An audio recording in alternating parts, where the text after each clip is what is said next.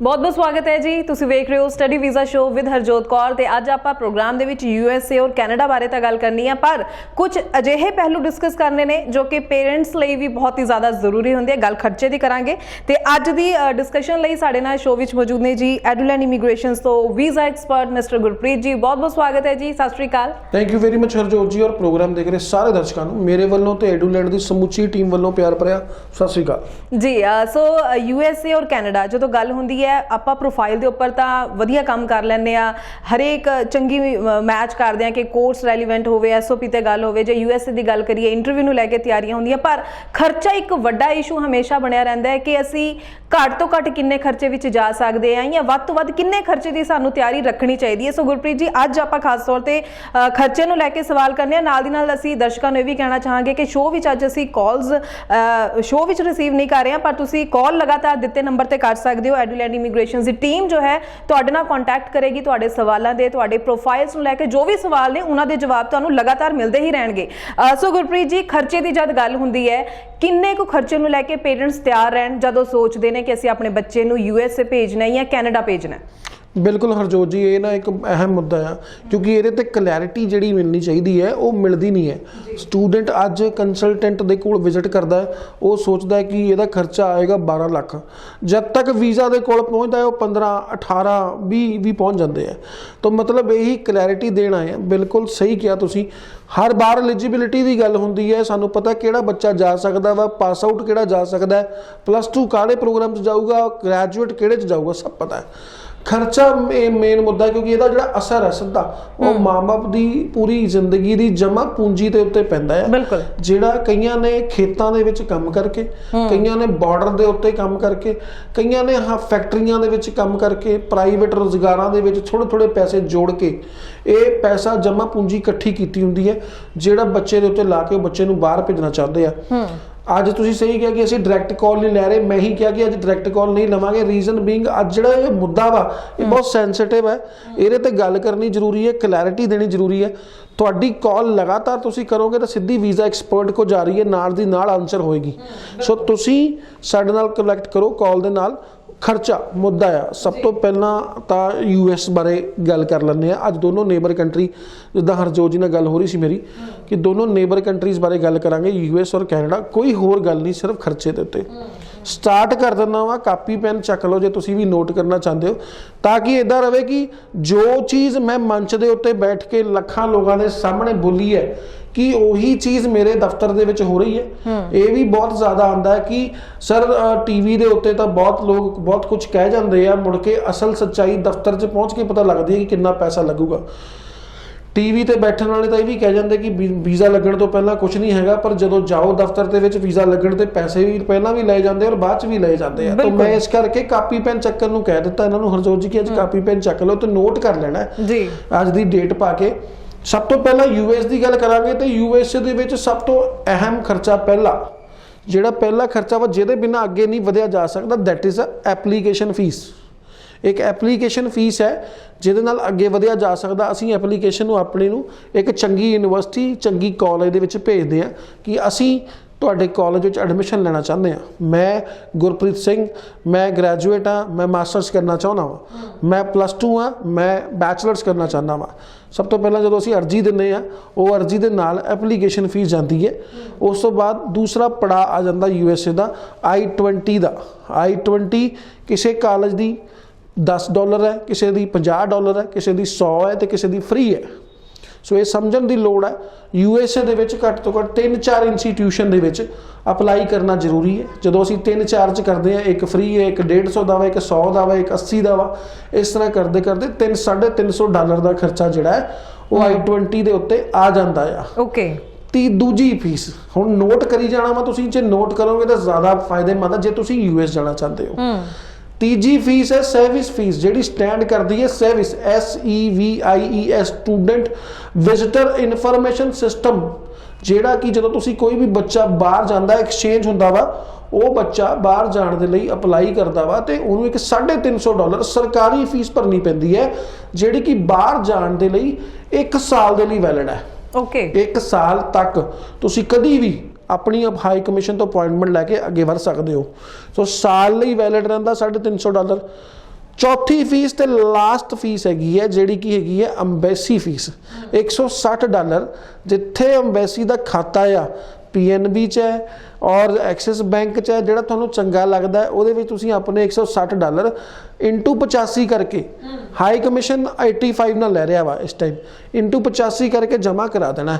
ਇਹ ਹੁਣ 4 ਚੀਜ਼ਾਂ ਨੂੰ ਜੋੜ ਲੈਣਾ ਵਾ।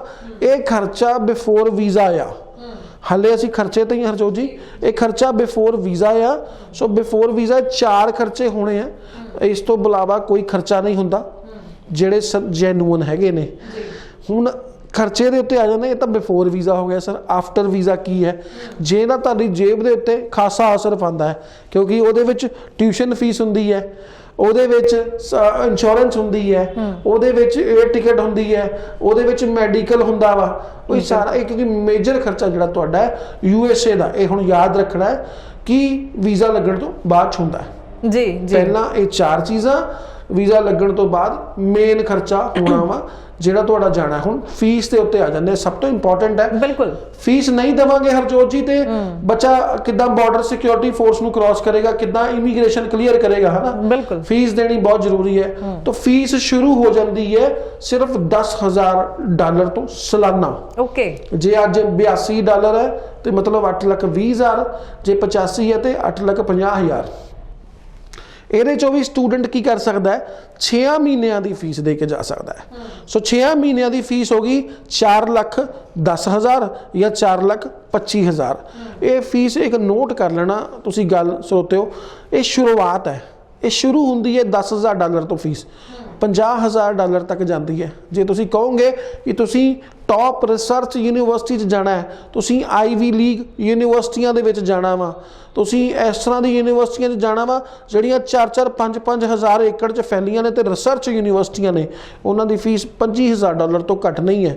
ਇੰਡੀਅਨ ਦੇ ਵਿੱਚ 82 ਜਾਂ 85 ਨਾਲ ਕੈਲਕੂਲੇਟ ਕਰਕੇ ਉਹਨੂੰ ਅੱਧਾ ਕਰ ਲੈਣਾ ਹੈ। ਉਹ ਜ਼ਰੂਰੀ ਹੈ ਭੇਜਣਾ ਬਾਹਰ, ਇੱਥੋਂ ਵੀਜ਼ਾ ਲੈ ਕੇ ਅੱਗੇ ਵਧਣ ਦੇ ਲਈ।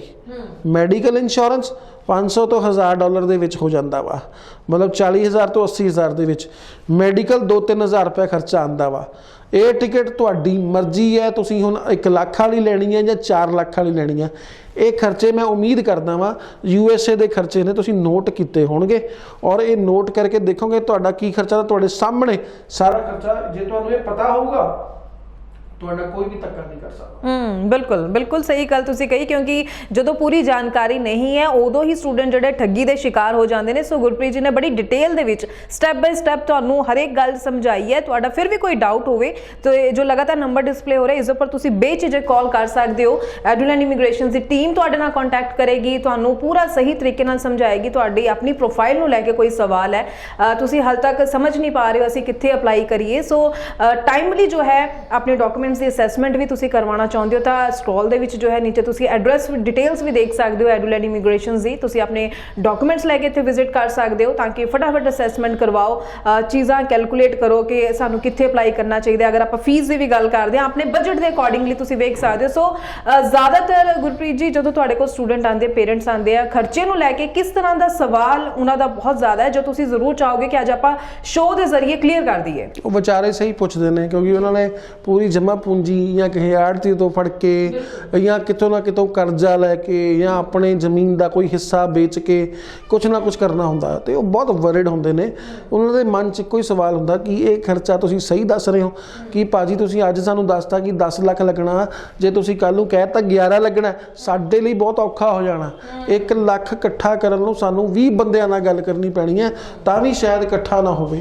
ਸੋ ਇਸੇ ਕਰਕੇ ਮੈਂ ਅੱਜ ਦਾ ਜਿਹੜਾ ਸ਼ੋਅ ਹੈ ਉਹ ਖਰਚੇ ਨੂੰ ਡੈਡੀਕੇਟ ਕੀਤਾ ਵਾ ਕਿ ਖਰਚਾ ਕਿੱਦਾਂ ਹੁੰਦਾ ਹੈ। ਕਿਉਂਕਿ ਸਟੂਡੈਂਟ ਨੂੰ ਅੱਜ ਮੈਂ ਖੜੇ ਪੈਰ ਕਹਿਦਾ ਕਿ ਭਾਈ 2 ਲੱਖ ਰੁਪਇਆ ਹੋਰ ਲੱਗੂਗਾ, ਉਹਦੇ ਲਈ ਤਾਂ ਮਰਨ ਹੋ ਜਾਂਦਾ ਇੱਕ ਤਰ੍ਹਾਂ ਦਾ, ਕੀ ਯਾਰ ਕੀ ਹੋ ਗਿਆ, ਇਹ ਕਿੱਦਾਂ ਕਰਾਂਗੇ। ਹੁਣ ਅਸੀਂ ਸਾਰਾ ਪਰਿਵਾਰ ਮੈਨੂੰ ਲੱਗਦਾ 2 ਦਿਨ ਰੋਟੀ ਨਹੀਂ ਖਾਂਦਾ ਜਦੋਂ ਇਹ ਕਿਤੇ ਗੱਲ ਪਤਾ ਲੱਗ ਜਾਂਦੀ ਕਿ ਏਜੰਟ ਨੇ ਅੱਜ ਕਿਹਾ ਸੀ 10 ਲੱਖ, ਕੱਲ ਨੂੰ 12 ਮੰਗੀ ਜਾਂਦਾ, ਜਦੋਂ ਕੰਮ ਨੇੜੇ ਪਹੁੰਚ ਗਿਆ 15 ਕਹਿੰਦਾ ਪਿਆ।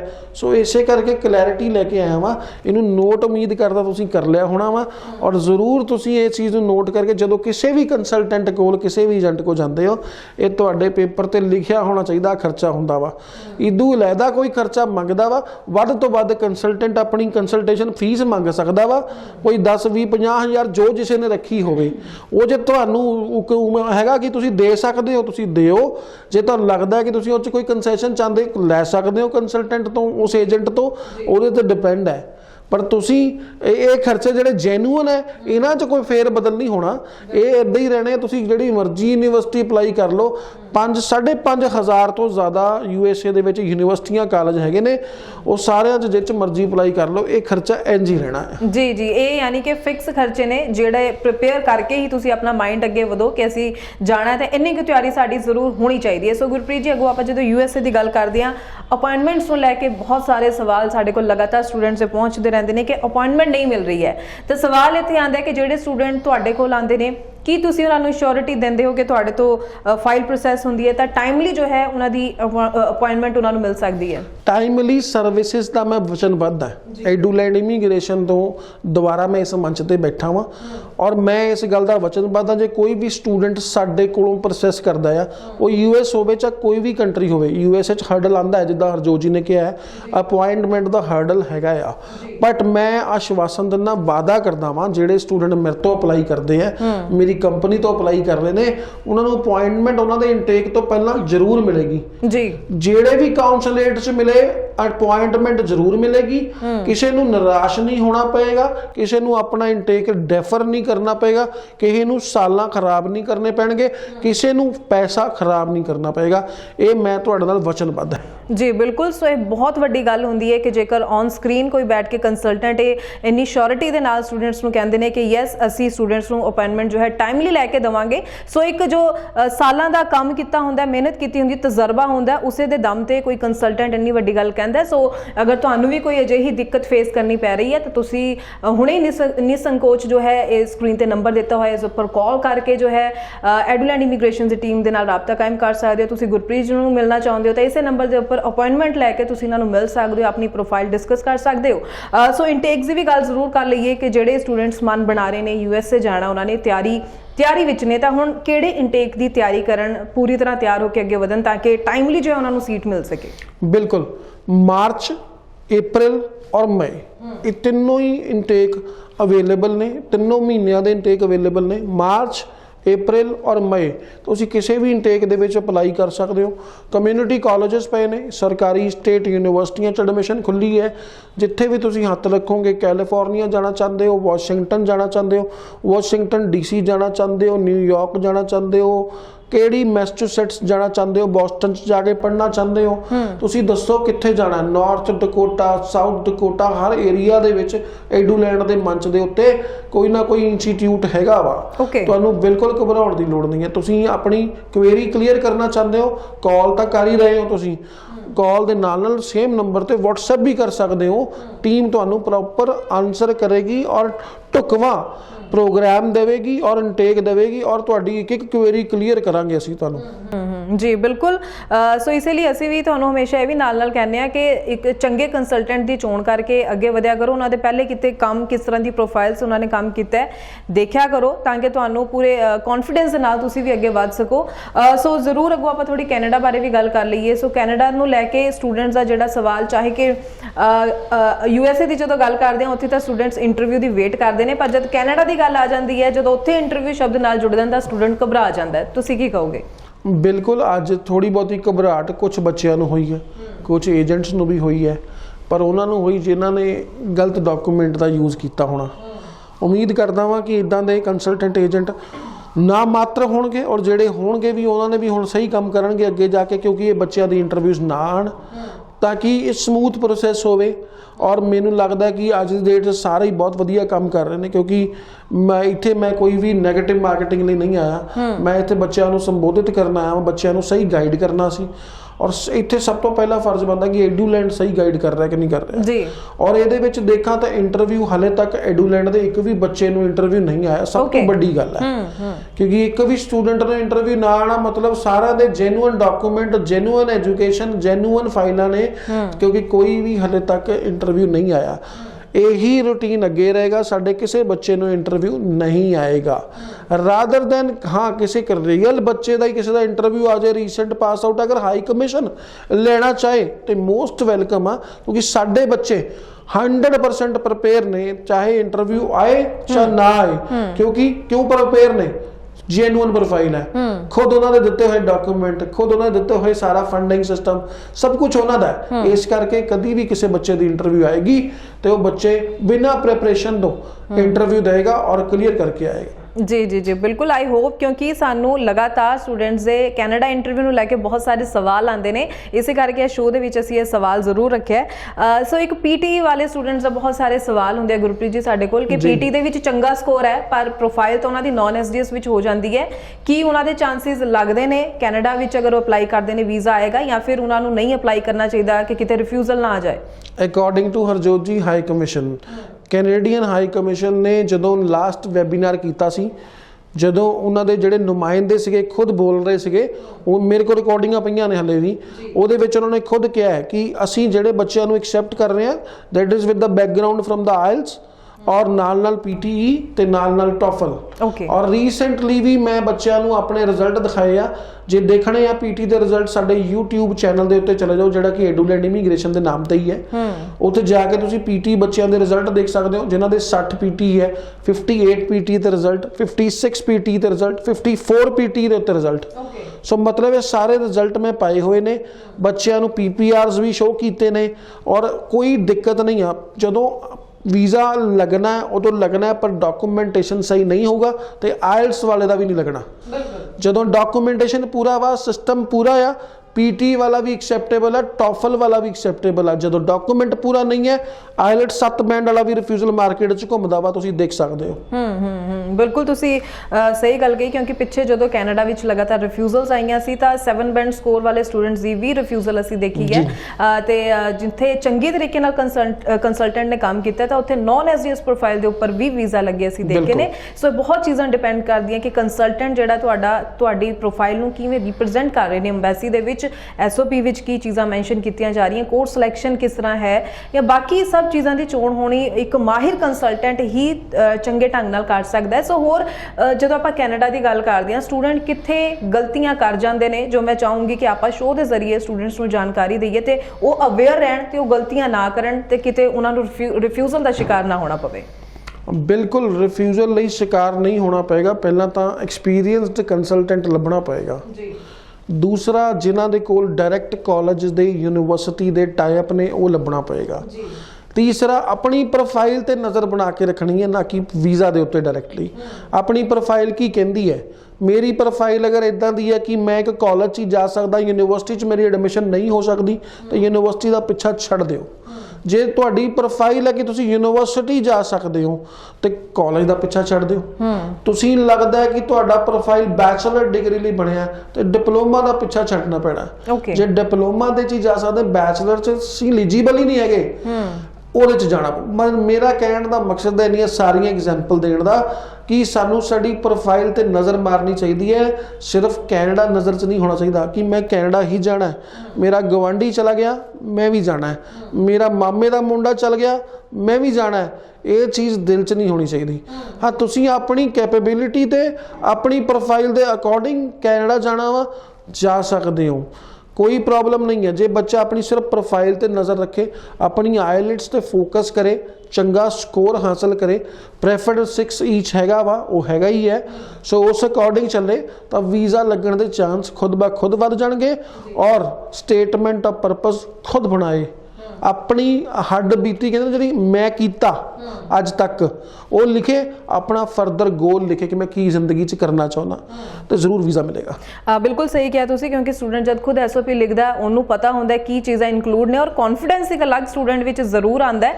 ਸੋ ਇਹਨਾਂ ਚੀਜ਼ਾਂ ਦਾ ਤੁਸੀਂ ਧਿਆਨ ਜ਼ਰੂਰ ਰੱਖਿਆ ਕਰੋ। ਸੋ ਗੁਰਪ੍ਰੀਤ ਜੀ ਨੇ ਆਪਣੇ ਸਾਲਾਂ ਦੇ ਤਜਰਬੇ ਦੇ ਨਾਲ ਬਹੁਤ ਖਾਸ ਗੱਲਾਂ ਤੁਹਾਡੇ ਨਾਲ ਅੱਜ ਸ਼ੇਅਰ ਕੀਤੀਆਂ ਨੇ। ਉਮੀਦ ਕਰਦੇ ਹਾਂ ਤੁਸੀਂ ਇਹਨਾਂ ਸਾਰੀਆਂ ਗੱਲਾਂ ਦਾ, ਸਾਰੀ ਜਾਣਕਾਰੀ ਦਾ ਵੱਧ ਤੋਂ ਵੱਧ ਫਾਇਦਾ ਜ਼ਰੂਰ ਚੱਕੋਗੇ। ਤੇ ਲਗਾਤਾਰ ਨੰਬਰ ਡਿਸਪਲੇ ਹੋ ਰਿਹਾ ਜੀ ਇਸ ਨੂੰ ਤੁਸੀਂ ਨੋਟ ਕਰਕੇ ਰੱਖ ਲਓ।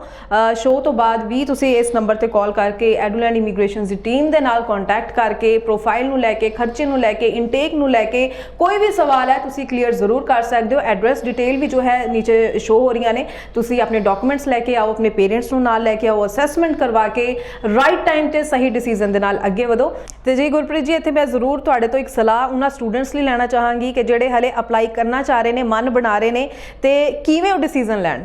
ਡਿਸੀਜਨ ਦੇਖੋ ਇੱਕ ਪਹੁੰਚ ਕੇ ਲੈਣਾ ਪੈਣਾ ਵਾ ਕੰਸਲਟੈਂਟ ਦੇ ਕੋਲ। ਸਾਡਾ ਅੱਜ ਦਾ ਮੁੱਦਾ ਸੀਗਾ ਕਿ ਖਰਚਾ, ਕਿਉਂਕਿ ਜਦੋਂ ਘਰੋਂ ਬੰਦਾ ਨਿਕਲਦਾ ਪਾਕਟ ਦੇਖ ਕੇ ਨਿਕਲਦਾ ਕਿ ਮੈਂ ਜਾ ਸਕਦਾ ਕਿ ਨਹੀਂ ਜਾ ਸਕਦਾ। ਅੱਜ ਦਾ ਸਾਡਾ ਜਿਹੜਾ ਸ਼ੋਅ ਸੀਗਾ ਇਹ ਫੁੱਲ ਔਨ ਡੈਡੀਕੇਟਡ ਔਨ ਖਰਚਾ ਸੀਗਾ।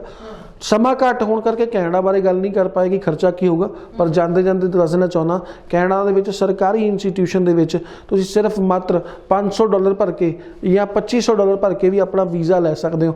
ਵਧੇਰੀ ਜਾਣਕਾਰੀ ਲਈ ਤੁਹਾਨੂੰ ਕੰਟੈਕਟ ਕਰਨਾ ਪੈਣਾ ਵਾ, ਔਰ ਬਿਲਕੁਲ ਅਸੀਂ ਤੁਹਾਨੂੰ ਸਹੀ ਸਲਾਹ ਦੇਣ ਲਈ ਵਚਨਬੱਧ ਹੈਗੇ ਹਾਂ। ਬਿਕੋਜ਼ ਮੇਰਾ ਜਿਹੜਾ ਐਕਸਪੀਰੀਅੰਸ 16 ਸਾਲ ਦਾ ਕਹਿੰਦਾ, 16 ਇਸ ਲਈ ਲਾ ਰਿਹਾ ਜੀ, ਜਨਵਰੀ 'ਚ ਹੋ ਜਾਣੇ ਪੂਰੇ, ਤੇ 15-16ਵਾਂ ਸਾਲ 16 ਹੋ ਜਾਣੇ ਆ। ਤਾਂ 16 ਸਾਲ ਦਾ ਐਕਸਪੀਰੀਅੰਸ ਇਹ ਕਹਿੰਦਾ ਵਾ ਕਿ ਜੈਨੂਅਨ ਗਾਈਡੈਂਸ ਦੇ ਨਾਲ, ਜੈਨੂਅਨ ਚੀਜ਼ਾਂ ਦੇ ਨਾਲ ਅਸੀਂ ਜ਼ਿੰਦਗੀ ਦੇ ਵਿੱਚ ਹਰ ਚੀਜ਼ ਹਾਸਲ ਕਰ ਸਕਦੇ ਹਾਂ। ਇਹ ਵੀਜ਼ਾ ਤਾਂ ਬੜੀ ਛੋਟੀ ਜੀ ਗੱਲ ਹੈ। ਬਹੁਤ ਵਧੀਆ ਲੱਗਿਆ ਤੁਸੀਂ ਸ਼ੋਅ ਵਿੱਚ ਆਏ ਔਰ ਖਾਸ ਗੱਲਾਂ ਸਾਡੇ ਦਰਸ਼ਕਾਂ ਨਾਲ ਸਾਂਝੀਆਂ ਕੀਤੀਆਂ। ਬਹੁਤ ਬਹੁਤ ਧੰਨਵਾਦ ਤੁਹਾਡਾ। ਥੈਂਕ ਯੂ ਵੈਰੀ ਮਚ ਜੀ। ਤੇ ਇਸ ਦੇ ਨਾਲ ਹੀ ਮੈਨੂੰ ਯਾਨੀ ਕਿ ਹਰਜੋਤ ਕੌਰ ਨੂੰ ਵੀ ਦਿਓ ਜੀ ਇਜਾਜ਼ਤ। ਧੰਨਵਾਦ।